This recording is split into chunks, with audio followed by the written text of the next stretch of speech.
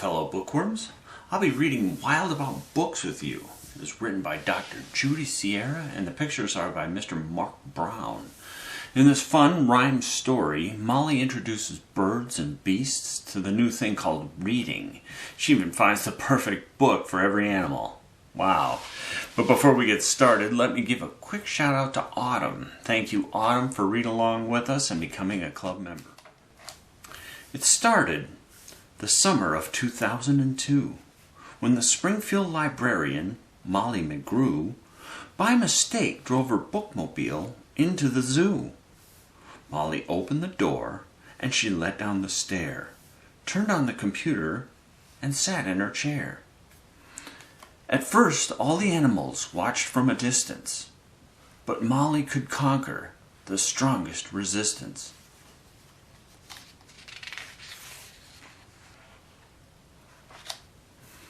By reading aloud from the good Dr. Seuss, she quickly attracted a mink and a moose, a wombat, an onyx, a lemur, and a lynx, 8 elephant calves, and a family of skinks.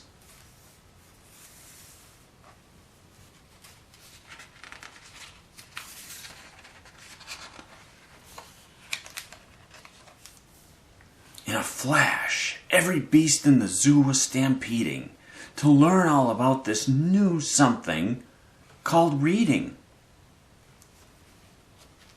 That's a lot of animals.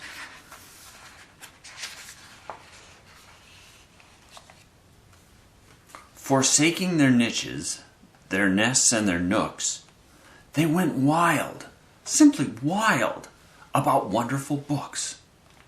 Choosing thin books and fat books and a cat in a hat books and new books and true books and heaps of how-to books.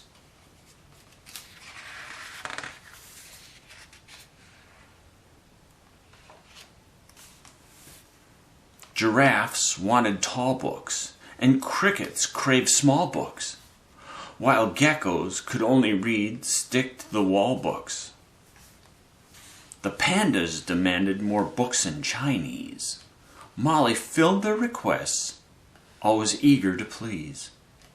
She even found a waterproof books for the otter, who never went swimming without Harry Potter.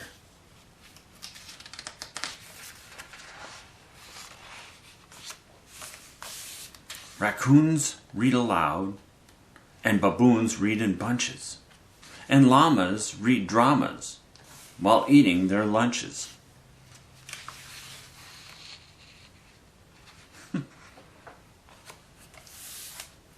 Hyenas shared jokes with the red-bellied snakes, and they howled and they hissed till their funny bones ached.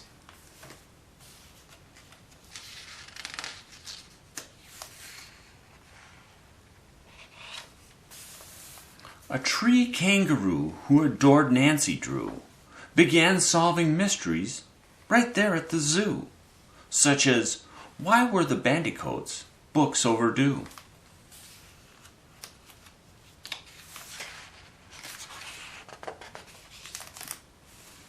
Gently, Molly taught lessons in treating books right, for the boa constrictors squeezed Crichter too tight. Baby bunnies mucked up Goodnight Moon with their paws. Giant termites devoured the Wizard of Oz.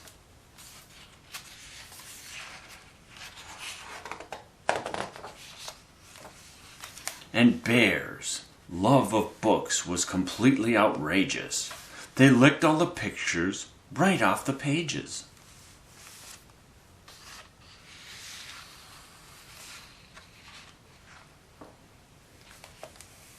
Tasmanian devils found books so exciting that soon they had given up fighting for writing. They made up adventures so thrilling and new that the others decided to be authors too. Pythons wrote with their tails, penguins wrote with their bills, and porcupines wrote with their very own quills.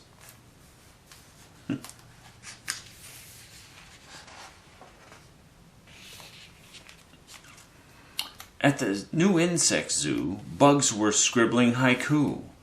The scorpion gave each a stinging review. A cannibal twig silently devours a leaf, eating, not eaten. Pretentious. Dung beetle. Roll a ball of dung, any kind of poo will do. Baby beetle bed stinks. The millipede. I dig for treasure in my enchanted castle, a rotten apple. Boring. Giant hissing cockroach. Hiss, hiss, hiss. Hiss, hiss, hiss, hiss. Hiss, hiss, hiss, hiss. Redundant.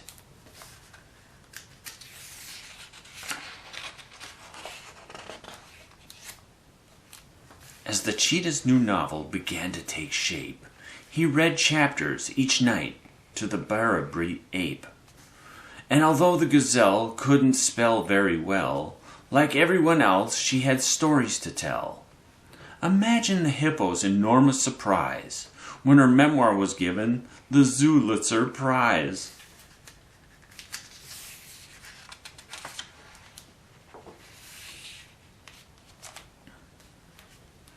With so many new books, Molly knew what to do. She hired 12 beavers, a stork, and a gnu to build a branch library there at the zoo. Then the animals cried, "We can do it ourselves! We can check the books out, we can put them on shelves!"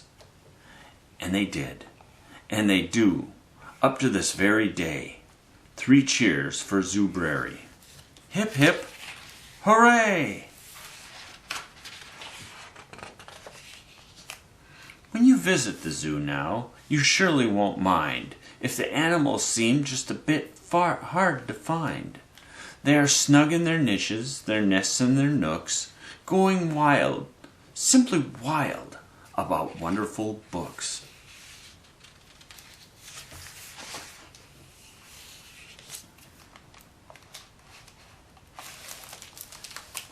The end.